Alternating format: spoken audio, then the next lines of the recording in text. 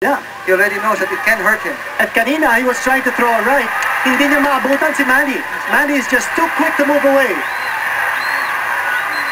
Manny Pacquiao now trying to corner Oscar De La But De La Hoya. Hoya is in trouble. De La Hoya is in trouble. He's hurt. He's hurt right here. Manny can take him out. Moving in for the kill. Pero yung pasensya ni Manny Pacquiao Oh, nakakabilib. that left hand again to the face of De La Hoya. Another left. 1-2 combination. Another left. Oh, De La Hoya's holding on to the ropes. 1, 2, 3, 4, 5. 5 combinations. 5 punch combinations. De La Hoya is not answering at all. There's no fight back.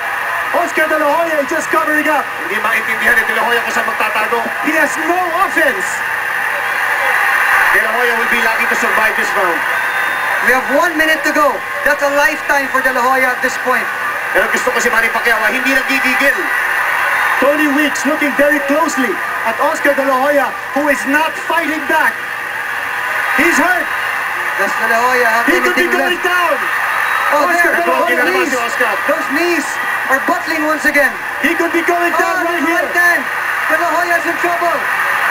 They could end De it. La Hoya's in trouble. Walang ipinabatong sutok si De La Hoya. Ito ang power ni Manny Pacquiao. De La Hoya has absolutely nothing left. At least in this round. Ito. Bumabalik. And Manny Pacquiao says, bring it on! Well, that was a meek reply from Oscar. And that was just to fend off This round Manny was Pacquiao. totally dominated by Manny Pacquiao. This is not what Oscar De La Hoya bargained for.